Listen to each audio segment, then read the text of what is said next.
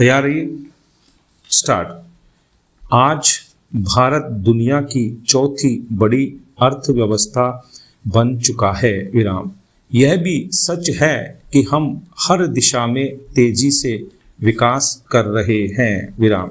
इसके बावजूद आज भी देश में बड़ी संख्या में बाल श्रमिक जीवन की मूलभूत आवश्यकताओं से कोसों दूर हैं। विराम। बाल श्रम निषेध कानून होने के बावजूद बच्चों को बंधुआ मजदूरी से लेकर कालीन बनाने, बीड़ी बनाने, ईंट भट्टों पर मजदूरी करने व आतिशबाजी निर्माण जैसे खतरनाक काम में लगाया जा रहा है। विराम। बड़ी चिंता इस बात की भी है कि बच्चों के न तो काम करने के घंटे तय हैं और न ही उनका कोई पारिश्रमिक। विराम। पेट पालने की मजबूरी इन बच्चों को कई तरह के शोषण का शिकार भी बना देती है। विराम। पैरा। बाल श्रम की समस्या केवल भारत की ही नहीं, समूची दुनिया की समस्या है। विराम। हर साल 12 जून को विश्व बाल श्रम निषेध दिवस मनाने का मकसद भी यही होता है कि बच्चों को मजदूरी से हटाकर शिक्षा के लिए प्रेरित किया जाए। विराम। संयुक्त राष्ट्र महासभा ने वर्ष 1979 में बाल श्रम के विरोध में प्रस्ताव पारित किया था। विराम।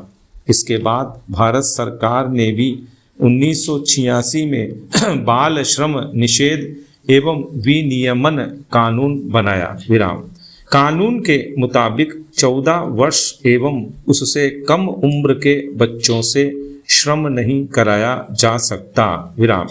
लेकिन कानून की पालना में सख्ती नहीं होने के कारण बड़ी संख्या में यहाँ वहाँ बाल श्रमिक नजर आते हैं। विराम। बाल श्रम के पीछे सबसे बड़ा कारण आर्थिक परेशानी है। विराम। बच्चे अपने परिवार की मदद के लिए काम करते हैं और उनकी कमाई से ही घर भी चलता है। विराम। जाहिर तौर पर गरीबी सबसे बड़ी वजह है जिसके कारण बच्चों को कम उम्र में ही काम में जोत दिया जाता है। विराम। इससे न केवल बच्चों का स्वाभाविक विकास बाधित होता है बल्कि उनसे शिक्षा, स्वतंत्रता, स्वास्थ्य जैसी मूलभूत आवश्यकताएं भी छीन ली जाती हैं। विराम। ये बात सही है कि पिछले कुछ सालों में सरकार ने बाल श्रम उन्मूलन की दिशा में काफ़ी काम किया है। विराम। इससे बाल श्रमिकों की दर में कमी देखी गई है। विराम। हाल में जारी वर्ल्ड बैंक की रिपोर्ट के अनुसार देश के 27 करोड़ लोग अत्यधिक गरीबी की श्रेणी से बाहर निकले हैं। विराम। लेकिन इस पर अभी और काम करने की जरूरत है। विराम। शिक्षा की प्रासंगिकता को भी रोजगार के रूप में सुनिश्चित करना होगा। विराम। बाल श्रम से निपटने के मौजूदा कानूनों में एक रूपता लाने की भी जरूरत है। विराम। साथ ही निःशुल्क और अनिवार्य शिक्षा को और प्रभावी बनाना होगा। विराम। सार्वजनिक हित और बच्चों के लिए बड़े पैमाने पर जागरूकता फैलाने की आवश्यकता है। विराम। पैरा। वस्तुतः बाल श्रम गरीबी, बेरोजगारी और कम मजदूरी का एक दुष्चक्र है जिसमें एक बार फंसने के बाद बाहर निकलना बच्चों के लिए बेहद मुश्किल हो जाता है। विराम। कम उम्र में ही उनके लिए सामाजिक, आर्थिक एवं शैक्षणिक विकास के द्वार बंद हो जाते हैं। विराम। ऐसे में बाल श्रम के खिलाफ एक बड़ी पहल की जरूरत है जिसमें सरकार और समाज दोनों का योगदान हो। विराम। पैरा। भारत में लंबे समय से संयुक्त परिवार की परंपरा रही है। लेकिन जीवन शैली के बदलाव ने न केवल संयुक्त परिवारों को तोड़ा है, बल्कि मनुष्य को बहुत एकाकीपन में भी धकेल दिया है। विराम। आज किसी कठिन परिस्थिति में व्यक्ति या परिवार को अपने किसी आत्मीय के साथ का सुख चाहिए होता है, तब तमाम भौतिक उपलब्धियों के बावजूद वो परिवार या व्यक्ति स्वयं को बहुत अकेला पाता है। विराम। यूं कहने को सबके पास मित्रों और परिचितों का पर्याप्त सर्किल होता है, लेकिन मनुष्य अपने दुख को सबके साथ कहाँ बांट पाता है। विराम। कहा भी जाता है कि अपनी कमजोरियां, अपने दुख, अपनी पीड़ाएं सबके साथ साझा नहीं करनी चाहिए। विराम। पैरा। बिखरते हुए परिवारों का सबसे ज्यादा दंश समाज में बुजुर्ग झेल रहे हैं। विराम। खासकर छोटे शहरों में रहने वाले सीनियर सिटीजन। विराम। बच्चे पढ़ाई के बाद चमकदार करियर की तलाश में बड़े शहरों या विदेश की ओर मुंह कर लेते हैं और फिर वहीं अपने परिवार के साथ बस जाते हैं। विराम। जरूरत के छोटे मोटे सामानों की आपूर्ति के लिए भी बुजुर्ग अपने आस पड़ोस के बच्चों या किशोरों की मनुहार पर विवश हो जाते हैं। विराम। फिर बुजुर्गों की एक बड़ी पीड़ा यह भी होती है कि उनके मन की बात सुनने वाला आस पास कोई नहीं होता। विराम।